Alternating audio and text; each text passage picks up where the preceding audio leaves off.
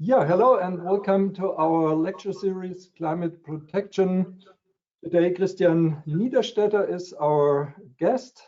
Christian Niederstätter works as project manager, consultant, and coach for companies and organizations in terms of sustainability and economy of common goods. The matrix for economy of common goods with 20 thematical focal points is used as a tool for development of organizations on their way to a sustainable future.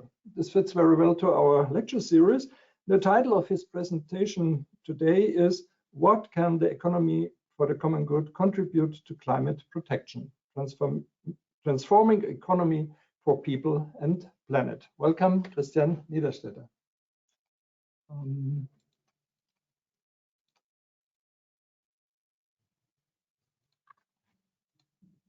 Okay, now you can share your desktop, please.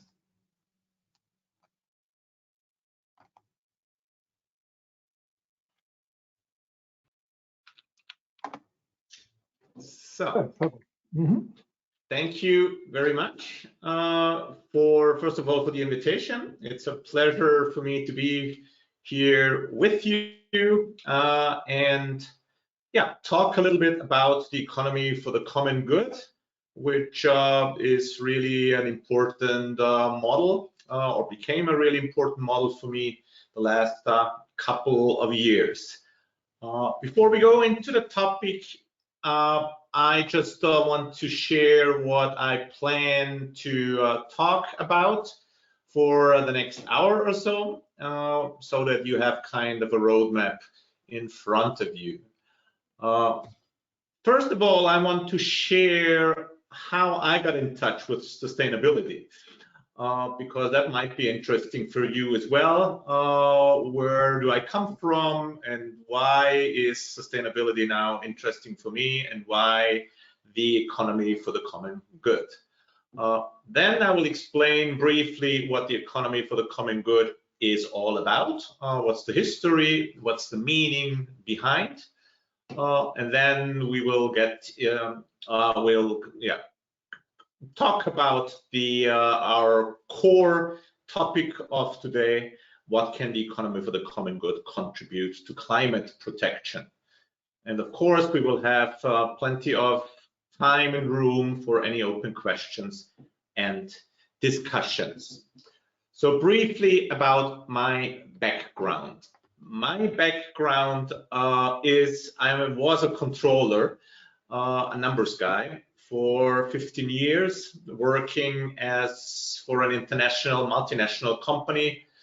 And so basically I was at the other side of the business world. So I was the person who did annual budget meetings. I was involved if the growth rate didn't meet the expectations of the management. So if a company just grew 5%, we came up with efficiency topics, efficiency measures to increase efficiency, maybe to bring profit up to 10%. So that was my world for 15 years. But then I realized step by step that that's not really a world where I feel comfortable, and I don't think that that's the economy which how we should do economy. Just always planning on growth rates and also not how we deal with people.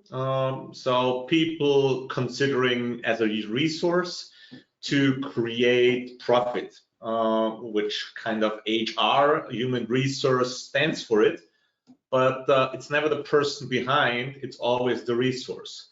And I didn't like that anymore. So I decided 2003 to quit my job. And then I started my own business, primarily right now as a consultant for the economy of common good, but still I do project management training a bit. And when I left my employment, then I thought, what's strange, what's wrong with me having those thoughts, not liking the economic system, which obviously everyone basically is following. And then I kind of found some interesting areas which reaffirmed my new direction. One input which still makes me think quite often and quite a lot is when I came across this chart for the first time that shows you the Earth overshoot day, which probably some of you know. And it shows that yeah, we spend with the living standard which we follow, we spend 1.7 Earths every year. So on August 2nd in the year 2023, we basically have used all the resources with our living style. And now we live beyond our natural resources and we borrow into the future. And the second reason why I was kind of always this chart hit me quite hard is it starts in 1971, which you see on the left side. And I was born in 1968. And yeah, looking at the chart at that time, Earth was almost in balance. But then moving more to the right side, it got worse and worse. So somehow I felt our generation, and maybe the one before, but our generation kind of messed it up. And I didn't really like that feeling. So I thought we need to change something about it. Or not we, I need to change something about it. The second chart, which is always had a big impact, is when I looked at where Austria is.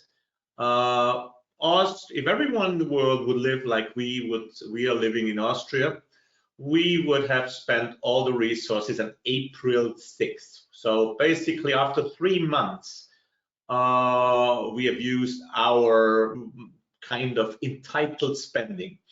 When you look at others, which are countries, which are always called for being big polluters, like China, it's June 1st, like Brazil, which is August 12th, we are, yeah, a lot worse than all these countries.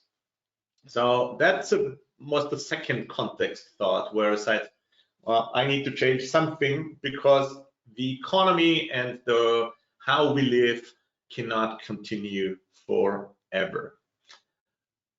The third chart, which is also obvious, but I traveled really a lot globally, so I spent all my miles definitely, was the distribution of who is contributing to the carbon dioxide emissions by the world population. And the richest 10% are contributing 49%, and the poorest 50% are contributing for 10%. So something is wrong and not right, and it's not. We need more climate justice. So one of the focus areas of the economy of the common good, but also personally, is to have a good life for everyone in the world and not a good life for us in Austria.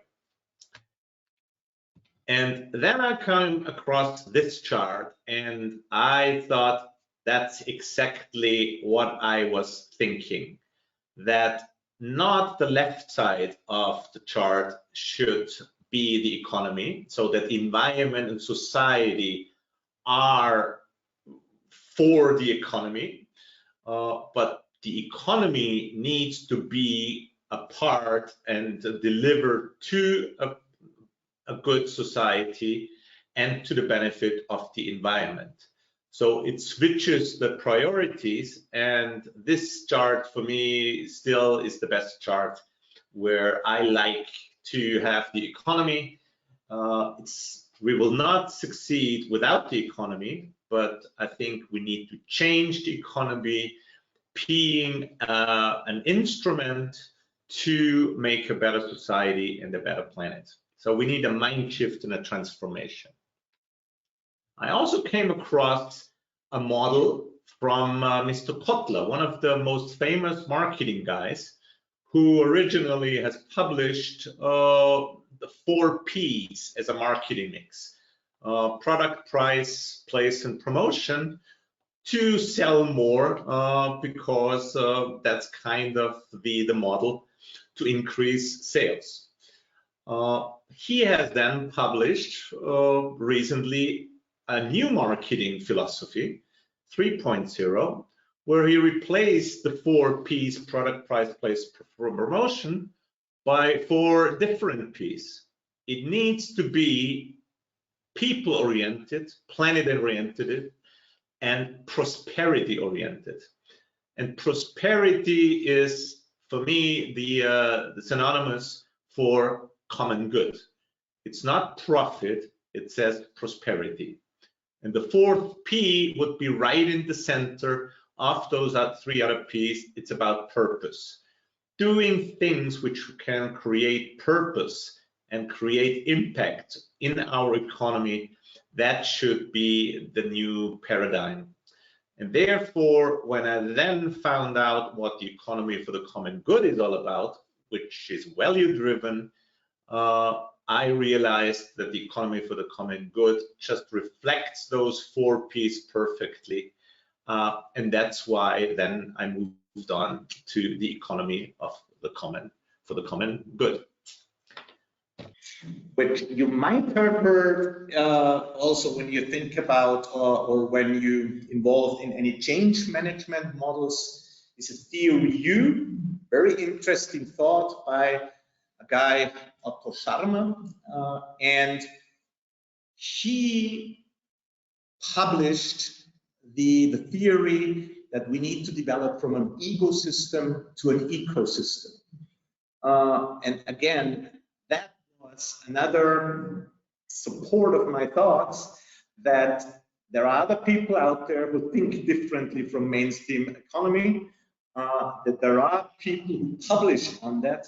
So now I need to search which one is the right economic model.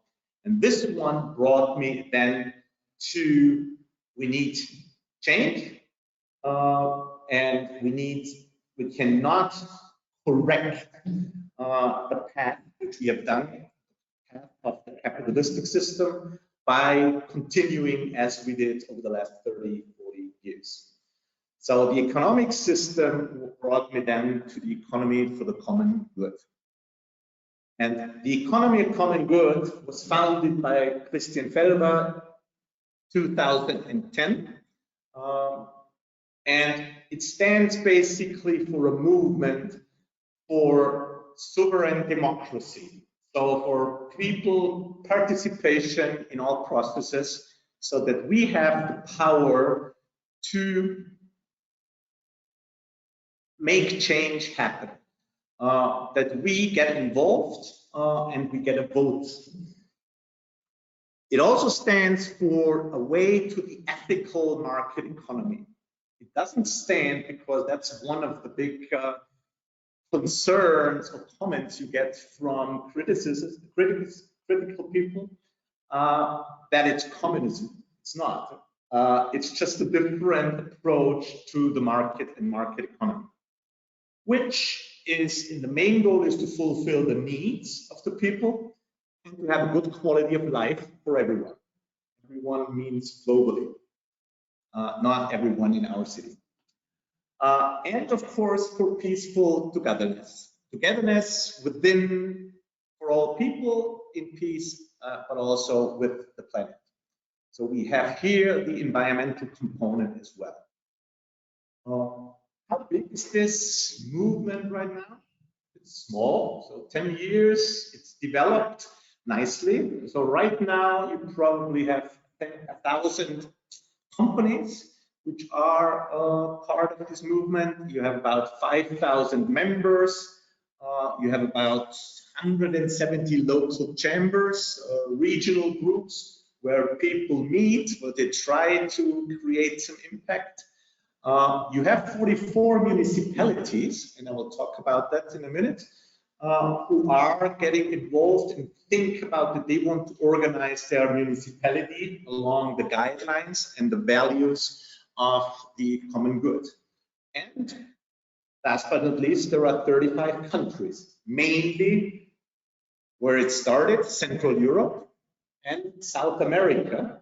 It's because historically you have in South America commons, so where property is shared, and that's why you have there is a high acceptance of the philosophy there.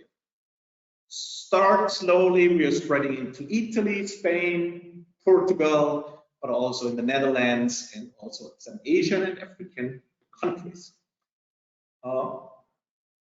There are basically 4 columns where the economy of good tries to have an impact. Of course, economy, so you have companies. Then the municipalities, as I said, because I'm convinced there's a big leverage if you get communities, municipalities into this mindset that they can then impact the inhabitants, but also the companies within their municipality. So the leverage in municipality is huge. Also in schools and universities. So there are schools, they are following the principle of value orientation. And in some schools, the topic of the economy of the common good is taught. So you have it on the content level, but also you could act on the principles. And of course, the individual can be engaged into the activities in the regional groups. What's the main idea? Is to come to the original interpretation of economy. So back to the roots, 2,400 years. Oikonomia by Aristoteles was defined as the purpose is a good life for everyone, and that money is the mean to get to this purpose. The idea of oikonomia was never that the goal is to make money. The goal was always to have a good life, and yes, you might need somehow a currency, money, to do that, but it's not that the main goal of the economy is to maximize profit and maximize wealth. So we go back to this, and what we want to do with the economy of common good is to replace the thinking of GDP, gross domestic product, in German BIP, so whatever is measured against, by a common good product. So by another definition, how can we express wealth? It's not the monetary wealth. There might be other wealth parts to it. And all the companies need to prepare balance sheets where they have their assets and their liabilities. The common good movement has created their own balance sheet, a common good balance sheet, where we include a lot more than the financial part, and I will show all the components afterwards. So the idea of the common good is also found its way into a couple of constitutions, because to have successful movements, we need to incorporate it also in institution, in political installation, in law, so that we have a higher probability that create acceptance. So it's found its way into the German Basic Law, the Bavarian Constitution. There are also some South American Constitution. So there are movements where successfully it is implemented. Also in the United States, in the Constitution, it says, we the people of the United States, in order to form a more perfect union, promote the general welfare, not the maximum wealth and profit. So it's about welfare, but common good. Good. What's so different? One big difference is that the whole idea is value driven. The economy, the value drives the economy. There are 4 core values which drive this economy and drive the companies and drive the municipalities. It's human dignity, it's solidarity and social justice, it's environmental sustainability, and it's transparency and co-determination. Those are the 4 core value columns, everything is oriented when we talk about the economy for the common good. In the common good balance sheet, we then try to combine these people and planet aspects with the financial needs. So basically, to the financial balance sheet, we add 2 other columns, which then make everything which we would call now very popular and very inflationary sustainability reporting. So within the common good balance sheet, those 3 areas are reflected. So it's a great tool if we say a balance sheet is a tool, a balance sheet to have a 360-degree organizational development.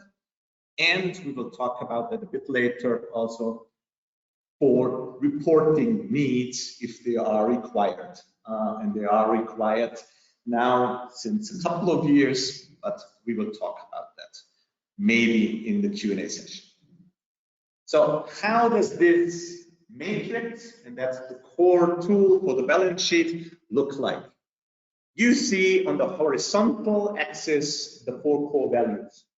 You see human dignity, solidarity, and social justice, environmental sustainability, and transparency and co-determination. Then you see vertical axis, the 5 stakeholder groups where those values are reflected for a company. So how does it, the stakeholder groups are the suppliers and the whole supply chain. The second one are the owners, the equity and financial service providers, so banks, even insurances are out there. So whoever has equity, how do we deal with it in the sense of applying these values? Then we have employees, including co-working, freelancers, and everyone that work within the company. And the 4th group, customers. Customers are the companies. Other companies mean competitors. How do we apply the values towards our customers? How do we apply those values towards our competitors? And the 5th stakeholder group is the social environment, the society. So what kind of impact does our company have by applying those values to the society? For example, human dignity and the social environment, so E1. So what's the purpose of our products? Are we fulfilling with our product? Are we solving problems? Are we solving any needs? Are we improving the situation for people, or is it a luxury product just everyone wants but nobody needs? So there is a big difference.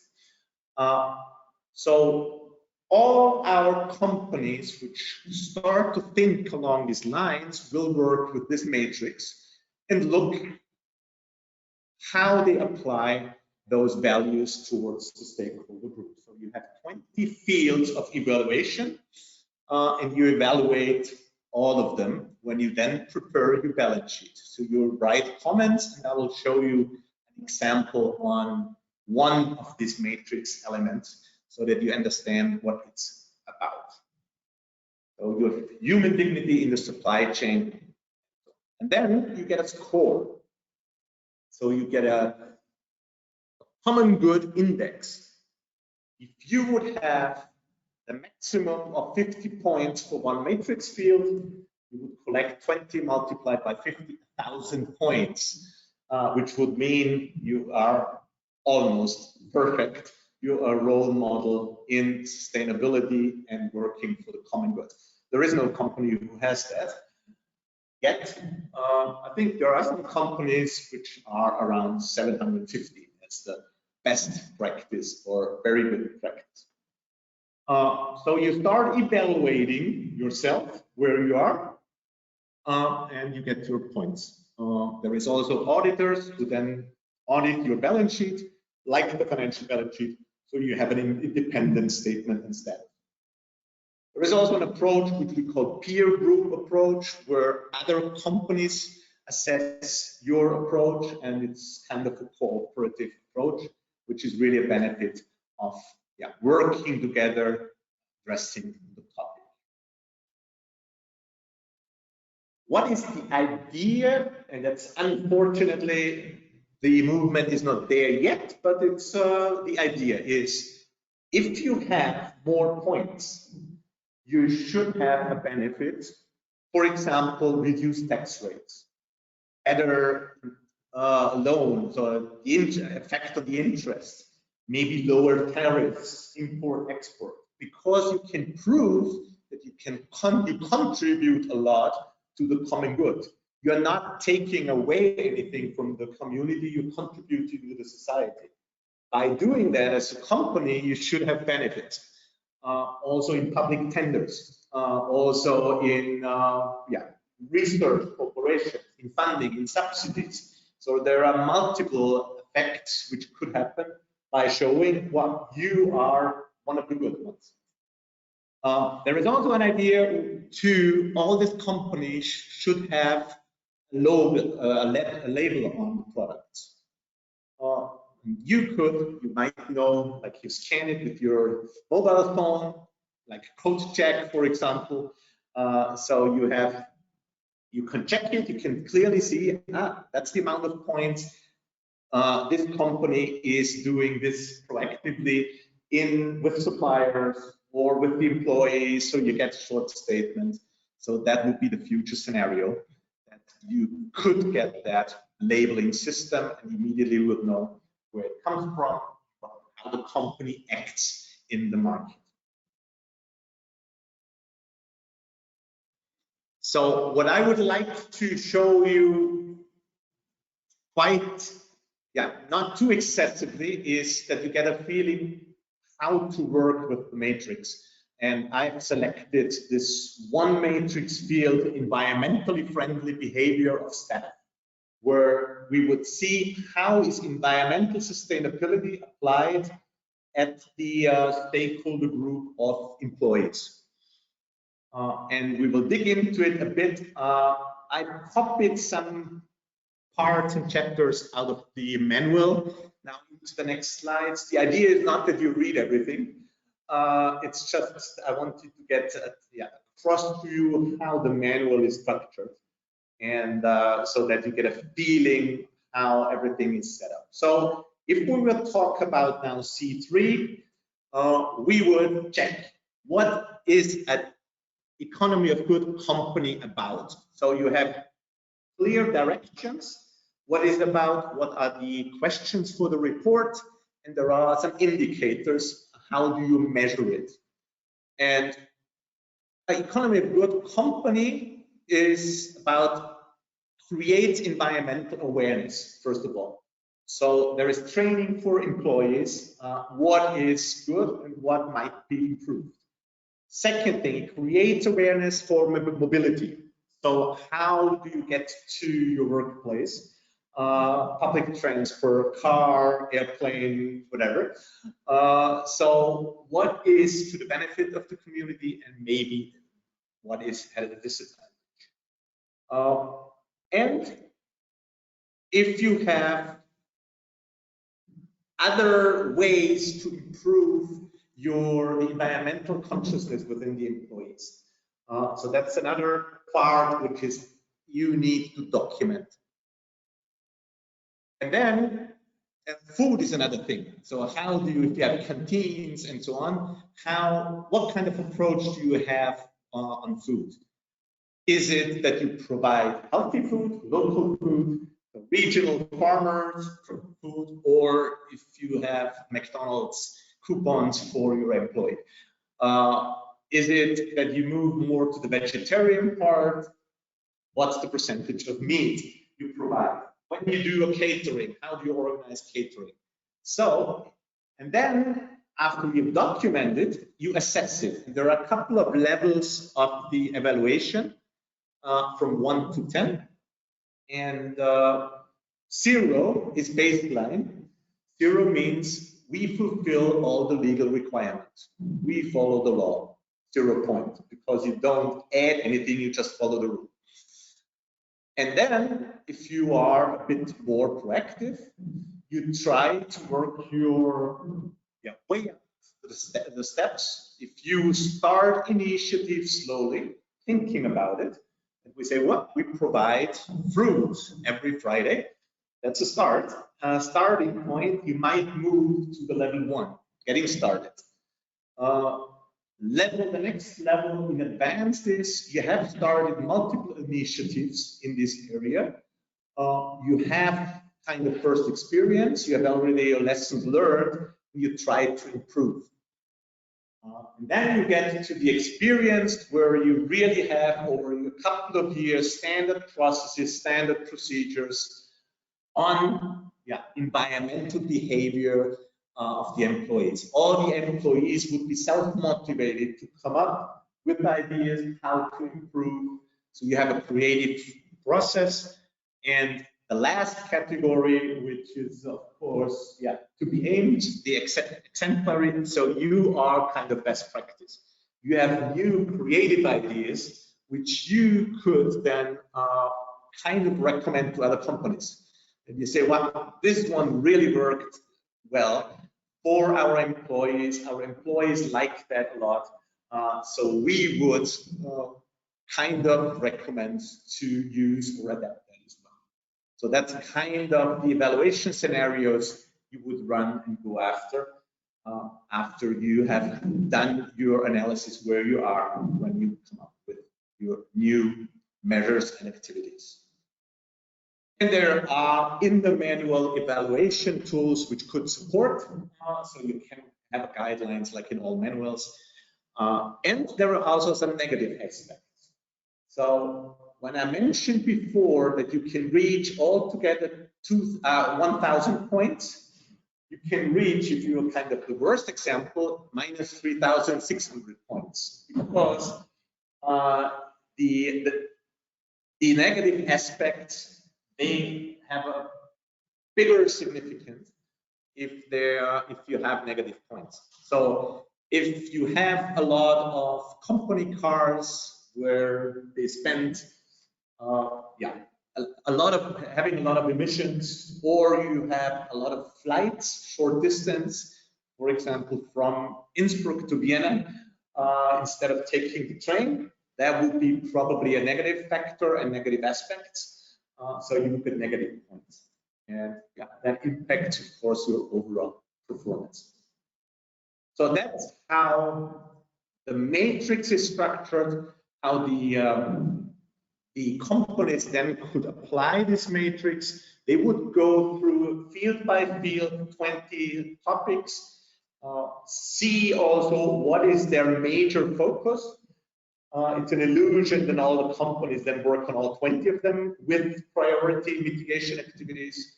Normally they select 3, 4, 5 fields. They say, that's our priority or materiality. That's where we have the biggest impact or the biggest way to go. You jointly agree on it within the team, and then you go for it year by year. And being an organizational development tool, you evaluate it, you establish a process, how you work it with the tool, and then you have, for continuous improvement, a great organizational tool towards the economy of common good. So how does it impact? That was the core topic in the headline for the seminar, is what can the economy of common good contribute to climate protection? And I tried to look at it from a couple of different perspectives. Of course, overall a lot, because it creates awareness to do something different. That would be the easy answer. If companies are changing how they're doing business and create awareness that there are other ways, automatically it should have an impact, or it will have an impact on the climate protection. Automatically, if municipalities are aware that they could act differently, it has a big impact on the climate protection locally. because their consciousness about environmental friendly processes, about people friendly processes would have a great leverage effect on the inhabitants, as I said, and everyone who lives in the city, everyone who acts in the city. But I think also in school, it could be great when we start teaching people that there are different economic systems, that you could set different priorities beyond making a lot of money. And I think with those movement factors, long term, it can have a big impact. But there are others. Also, on a very high level context, it is aligned with the SDGs. So whatever company or organization is driving towards fulfilling SDGs, the economy of common good can support those activities. And we assume, and that's for the good, that SDGs improve or have a contribution to climate protection. Well, then, if we follow through the economy of common good, the SDGs, we have a climate protection effect there. But now, being more precise, the obvious. The obvious is, if we look at our column, environmental sustainability, applied towards our various stakeholder groups, we have definitely a benefit. We have looked into the employee behavior. So if we work with the employee to change their way, how they do, how about food, the mobility, and the awareness, we have seen C3.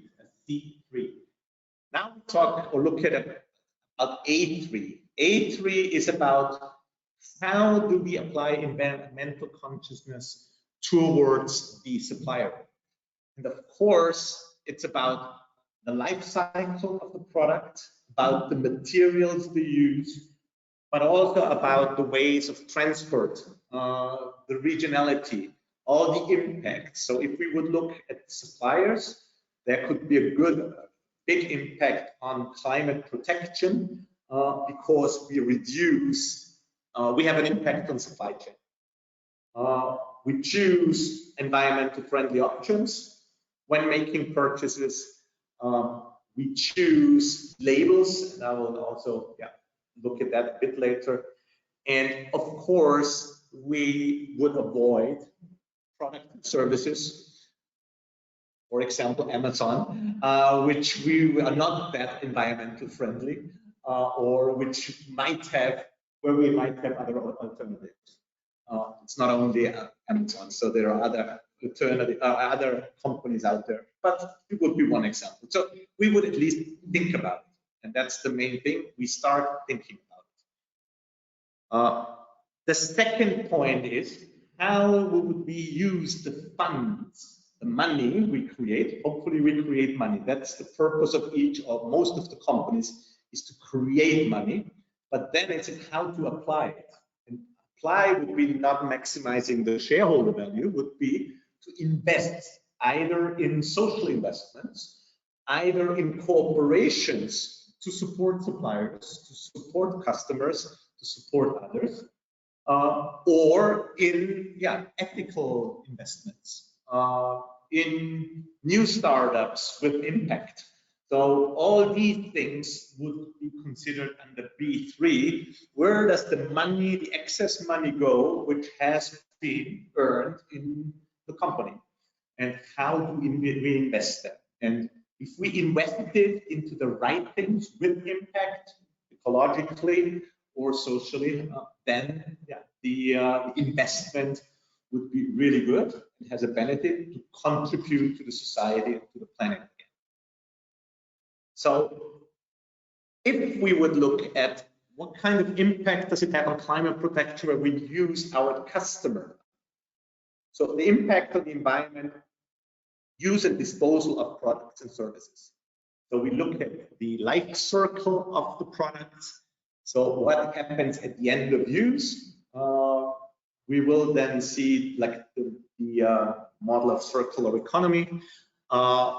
Do we create products together with the customer which we can reuse, which we can recycle, which we can share, whatever alternatives out there? Those are the thoughts when we think how can we have an impact on climate, is by coming up with new models, new designs with the customer. And of course, how can we reduce environmental impact on the society? Those are the more classical things. So E3, that's how do we pollute the air? How do we pollute the soil? How do we treat water? What kind of electricity we use in our company? So those will be the questions asked in this matrix field. And we can come up with how do we deal with waste? We can come up with really great mitigation activities which have a direct impact on climate with our behavior. Good. What we did, and I selected this one, I'm actually in a EU project here in Tyrol, where we have the Standortagentur, the Enterprise Europe Network, and the Klimabündnis, and we looked at some 2 companies where we applied the whole matrix, the principle of the economy of the common good. We prepared the matrix, and we saw, especially in this environment topic, there is a great alliance with the Klimabündnis, the Climate Alliance, because what they do is they analyze the company again from a perspective of what's in the soil, what's in the building, how the energy management system is established, how is water, household, what about mobility? Again, so here is an interface. What about procurement practices? What are certified green suppliers? How is the waste management organized?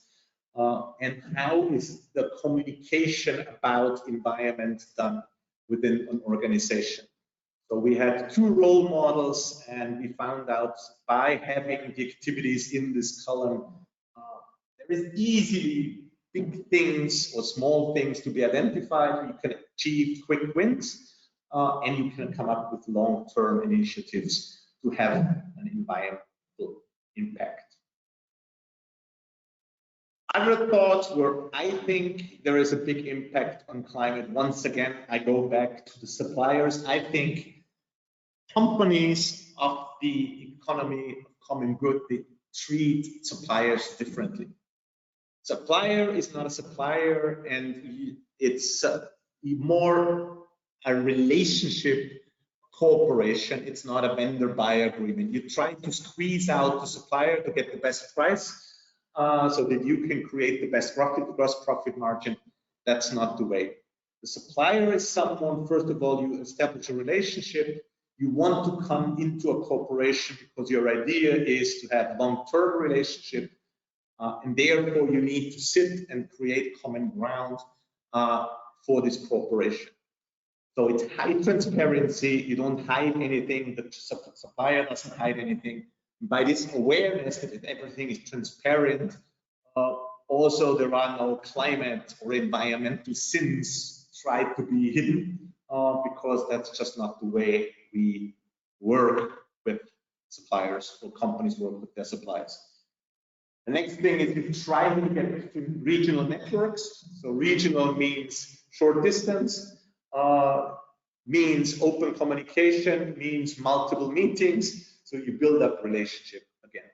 And that's the whole idea there. And last but not least, you rely on reliable labels. So there are plenty of labels out there. Some are not really reliable. So you need to be kind of aware which label you could trust or you would trust, and then select your suppliers based on labels, especially if they are far abroad.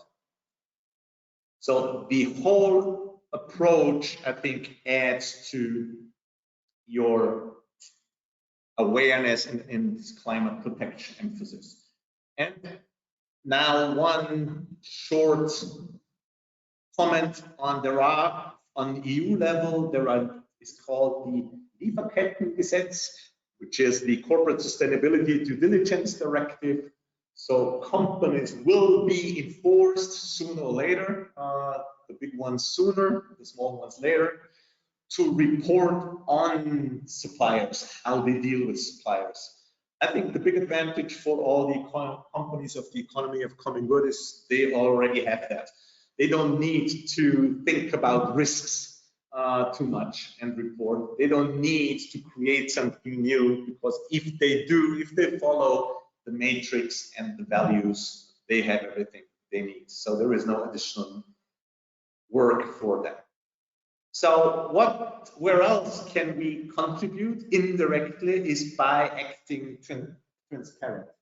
So the fourth column, transparency in co-determination, increases the probability that we do everything together, that we try to encourage people to participate, even as shareholders, we talked about before the meeting. So try to make them co-owners, or at least from a mindset, entrepreneurs, that they think along the line, what's the best for the company.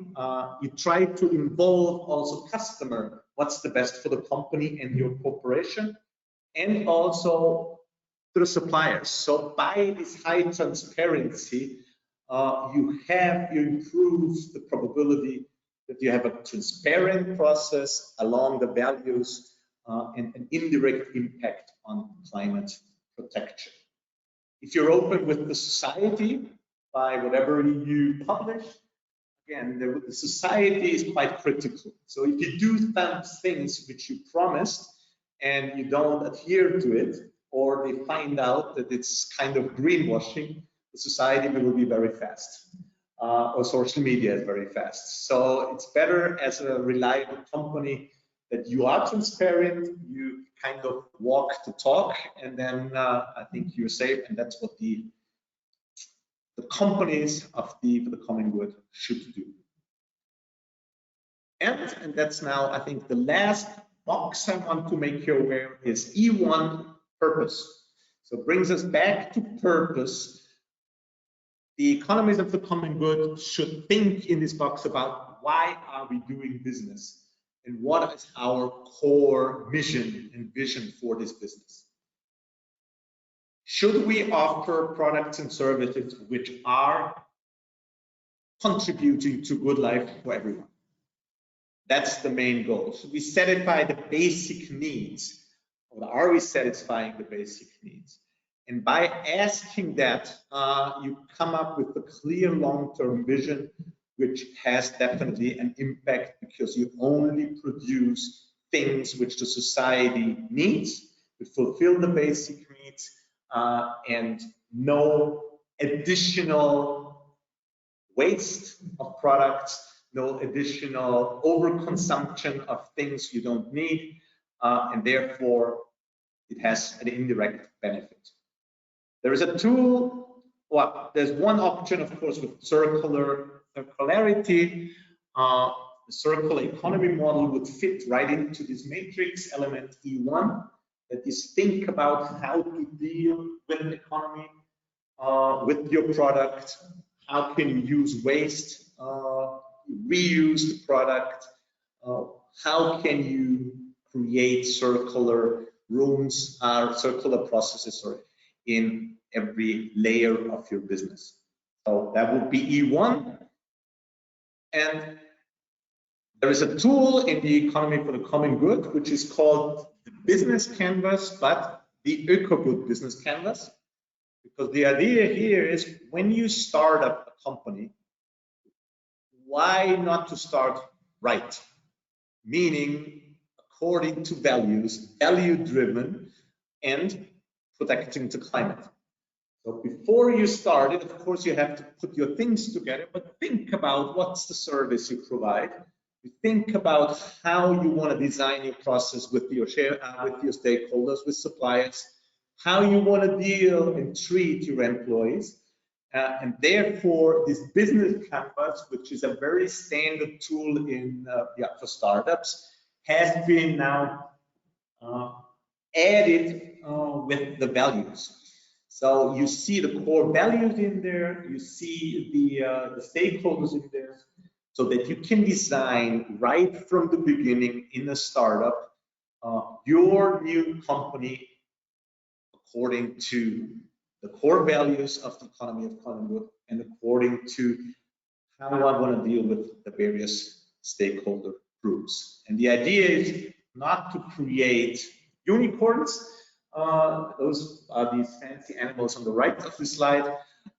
Unicorns, which in a startup community means we create, we optimize it, we talk a lot about it, and we try to sell it off to a high value in 3 years. That's not the idea. So the idea would be to create startups which create impact to the society and the environment and for our planet, with a longer term relationship, to be in business for long term, for the employees and for the planet. And there's a tool, and it would fit into the E1 matrix element. So coming to the end of the presentation, I just want to summarize again my thoughts. For me, a lot is about mindset, how you approach economy and business and doing business. And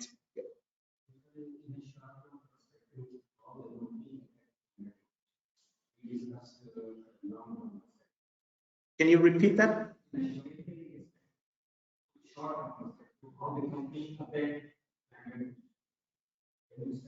How they can apply?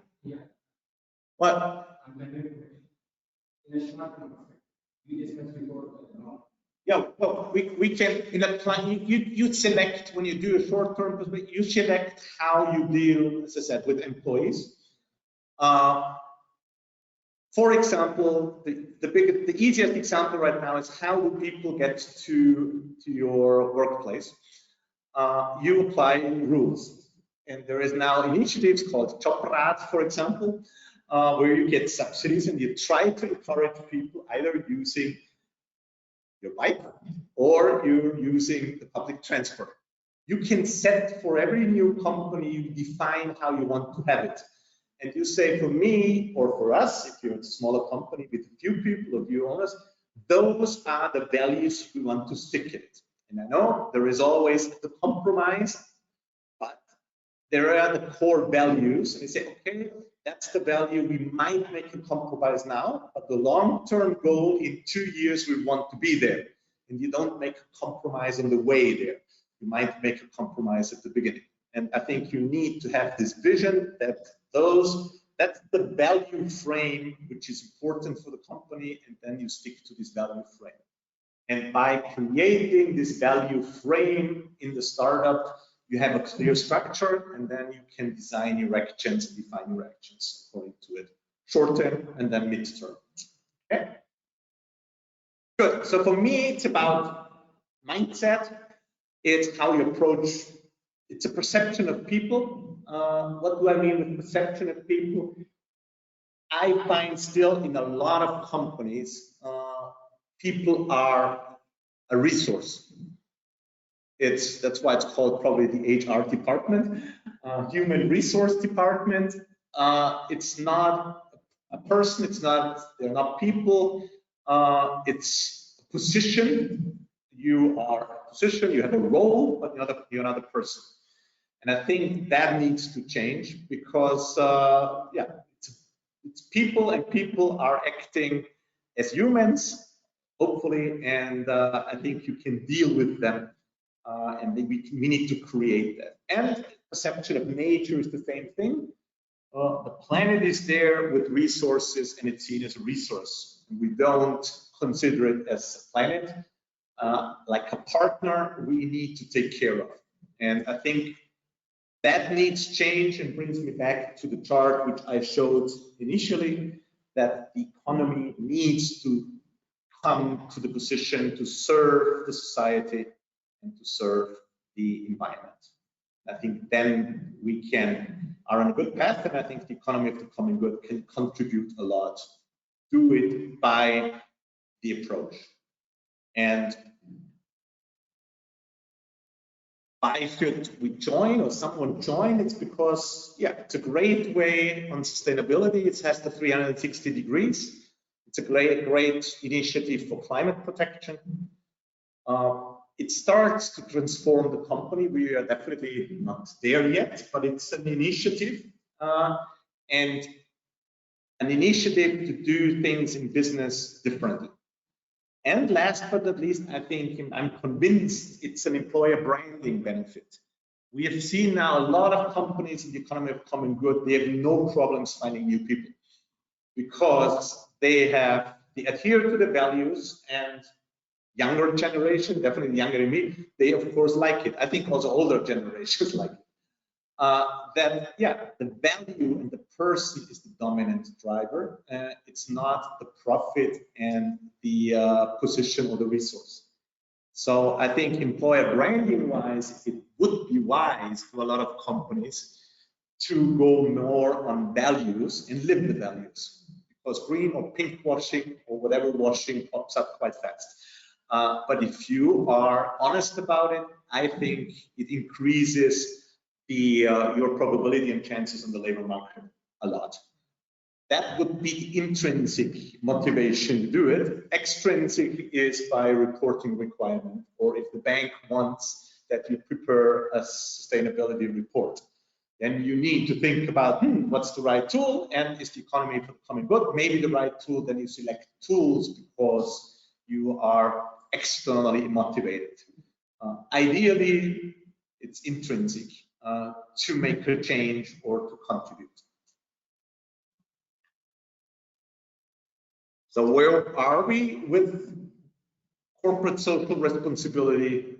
Well, our idea, of course, is to develop from cosmetic to the holistic. And I see definitely the economy of the common good on the holistic end. It looks at companies from the 360-degree angle. It looks to all stakeholder groups. It has the values, and therefore, step by step, we need to transform the economy to this level, and ideally take a lot of companies, municipalities, and also probably universities and schools with us.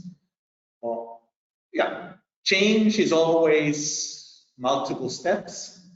Maybe someone has seen this model from starting, creating a sense of urgency until point 8 to embed it in the change is a couple of steps in between.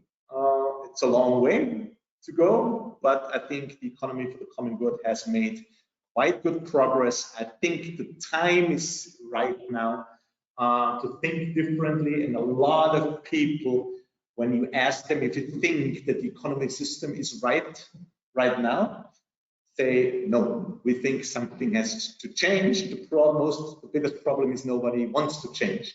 So you hear a lot of comments, yes, we need a change, but we don't want to change. So we have a good probability. It's a great tool. It's a great philosophy. And with that, I want to thank you for your kind of listening, and I would like now to ask if there are any questions which I can address. Yeah, thank you very much for your presentation.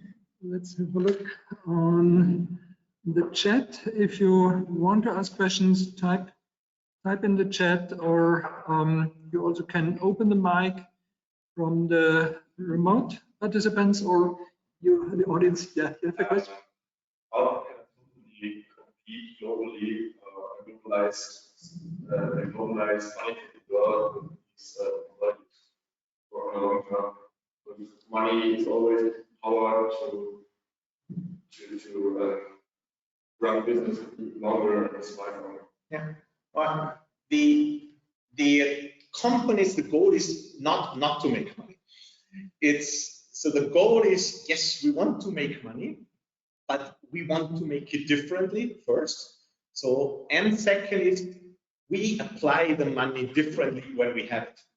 So I think from a mindset, there's still the same philosophy. maybe not maximize the profit, but the idea is, yes, we are a company, and yes, we want to make money as much as possible within our value structure. So we will say as much as possible means not exploiting suppliers, does not mean giving the highest price to the customer is maximized, but it means within our ethical framework, maximize the profit, and then use this money not to pay dividends or pay high bonus to the general managers, but to have this money for impact investment, invest into the company so that we have a long-term company. So it's not a lot different from other companies beyond those 2 points that they say what they do with the money, with the profit,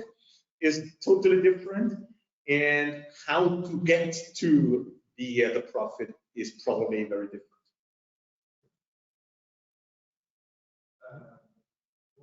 Supervise assessment of these points.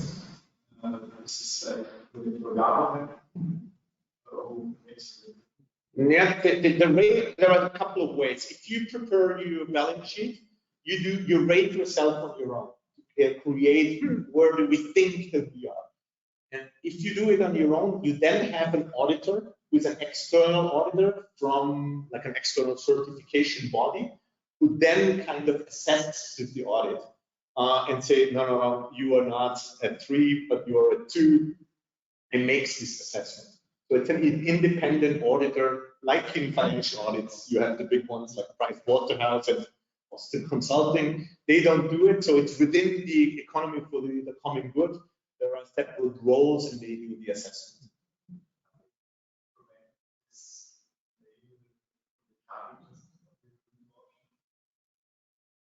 The point,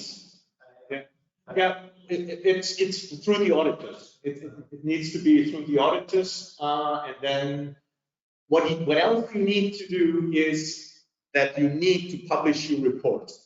So it's not that you just say, yeah, I have 300 points, or I have 700.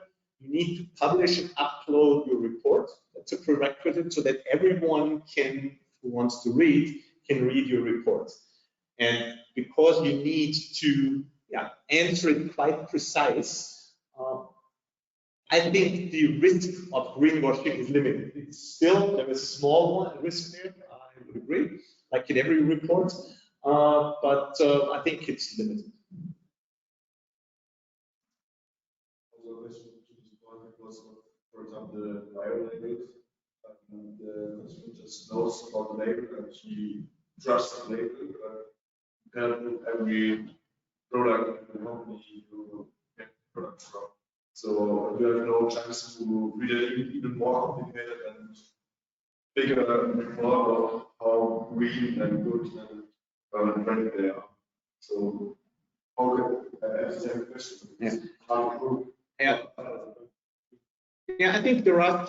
First of all, there's a list of recommended labels from the economy of common good. So if I would be as a consultant and I would support you in creating your common good balance sheet, I would make you aware when you would say, well, I would say, if you have textile goods certificate or you have other certificates, I would say, that's probably not the one.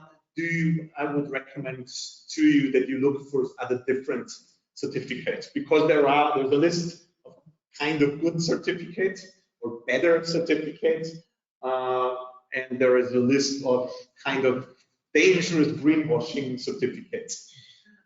So, for example, fair trade, yes, we could probably talk about this fair trade, a really good label.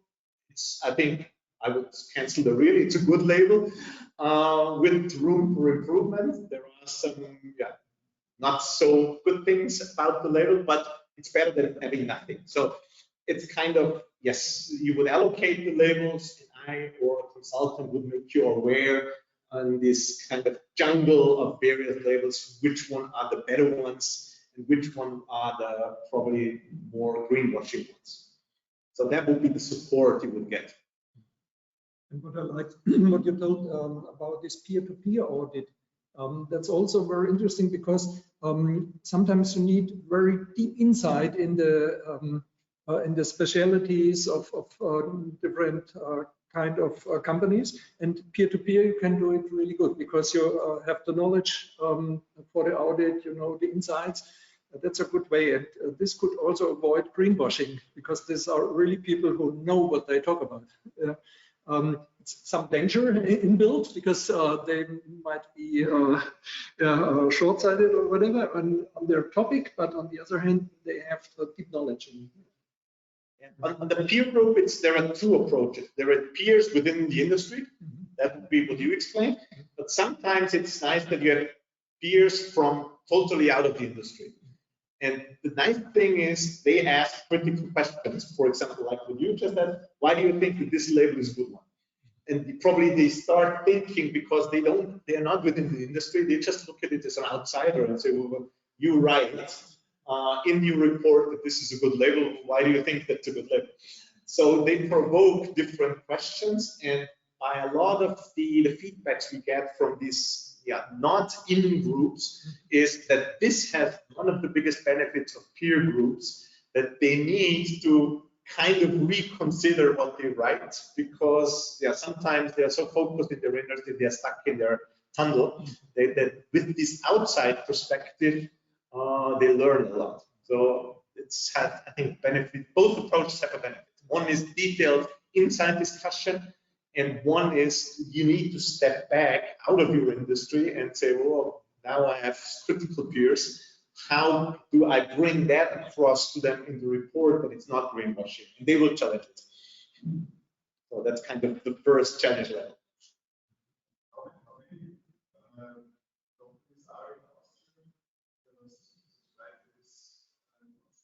I think right now it's probably 200 and something.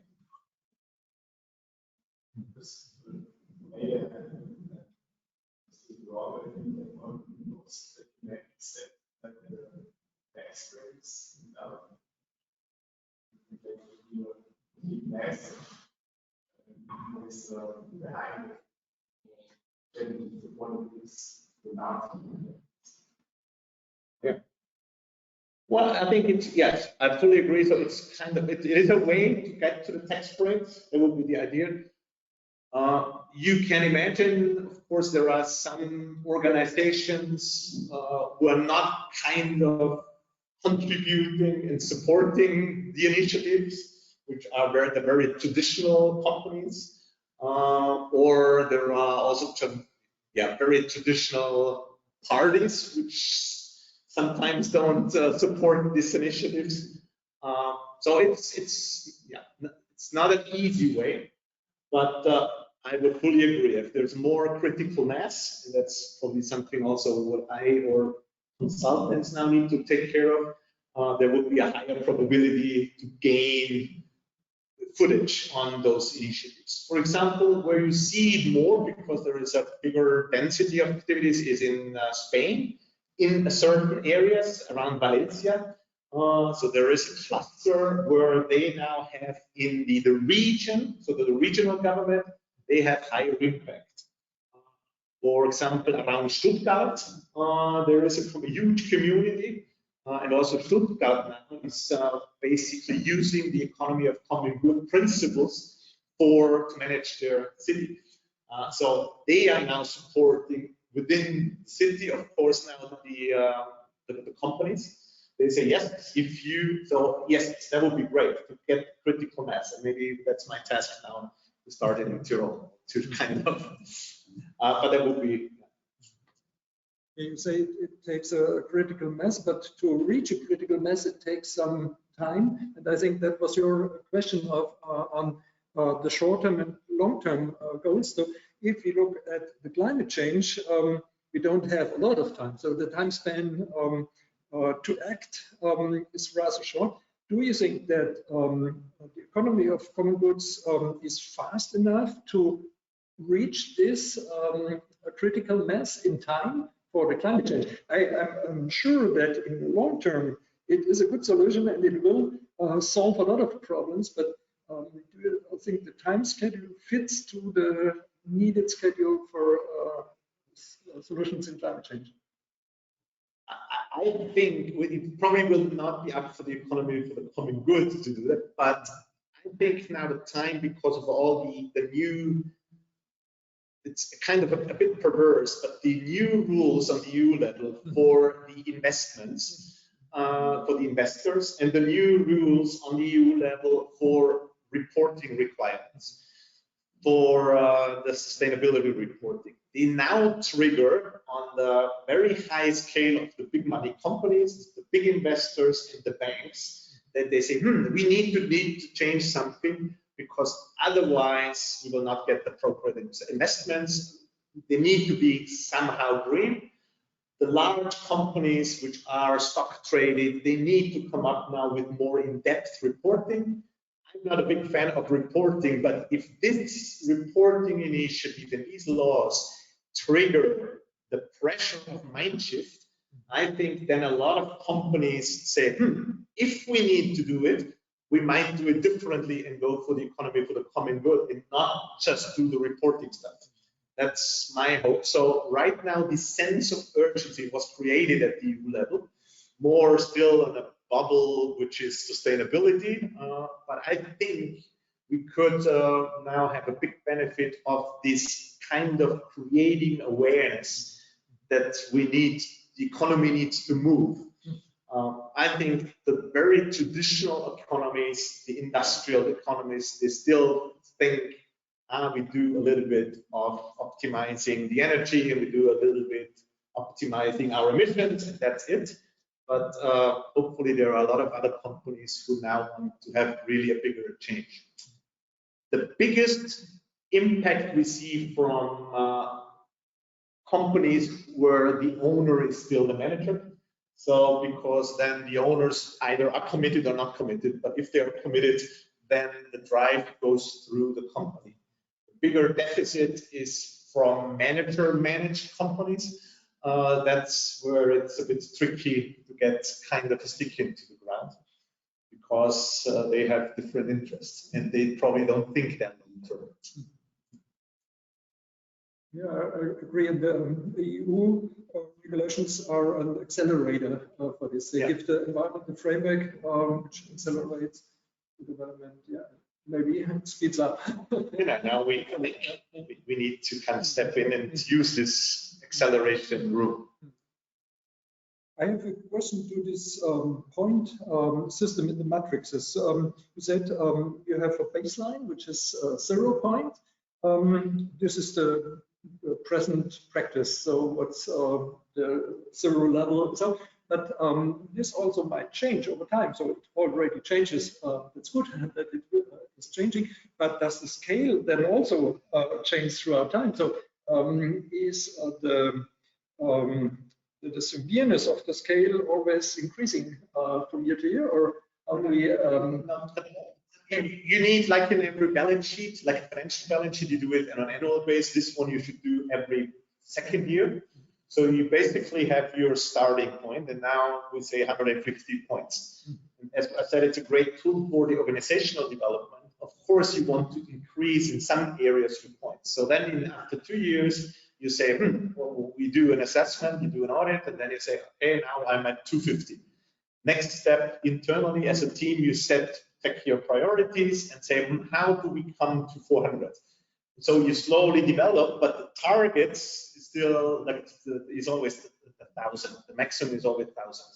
But of course, you try to improve in the various categories. So your point system should go up, hopefully, if you think.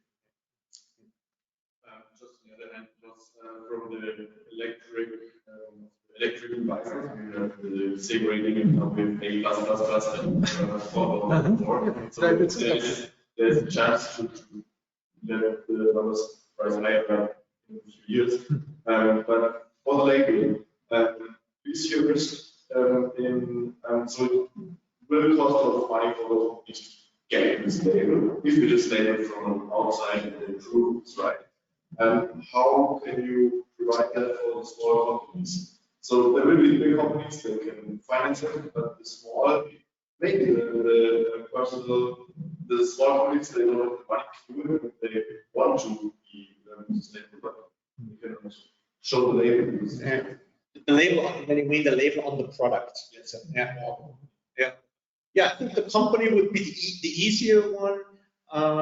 It's because so that when they start the approach about working with this matrix and preparing the balance sheet, I think, of course, there's work involved, and yes, you need the resources, but then it's kind of a process.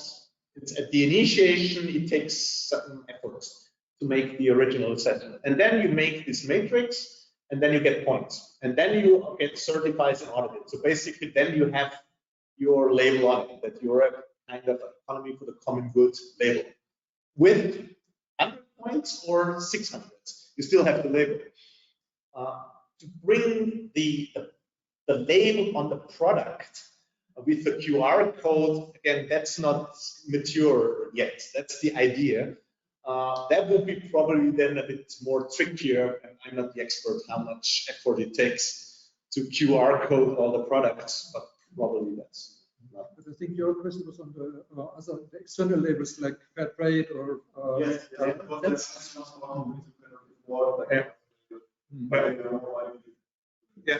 Well, that would, for example, if I would now be the consultant of a small company, you would write that in the report very openly and say, well, we only work with regional partners, but they cannot afford these labels, but we feel a lot more comfortable doing this with these local farmers. So we think that this criteria is better than having a label. So you write that in the document, and the consultant and the auditor would say, what? Wise decision, don't spend any money on the label. Your acting is better than just using labels and relying on labels. So that would be assessed and find its way into the points. So that would be perfectly fine. And you can argue it as long as you are aware and say, no, my money is better spent in doing something else and buying a label. Then it's transparent and a good decision and documented.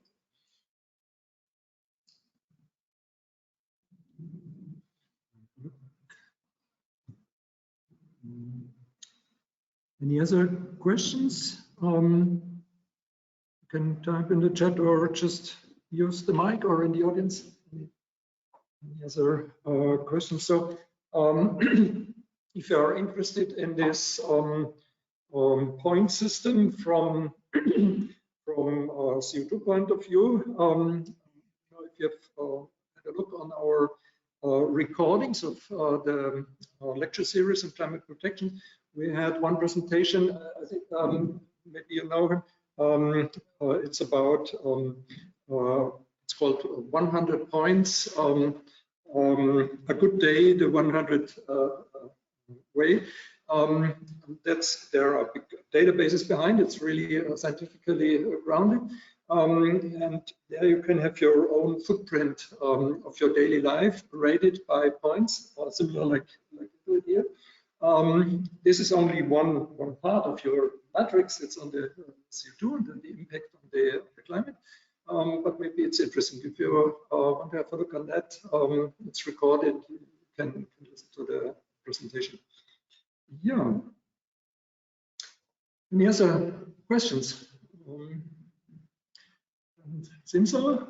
Then I would say thank you very much for coming. Thank you very much to your interesting presentation and your Q&A session. It was really, really interesting.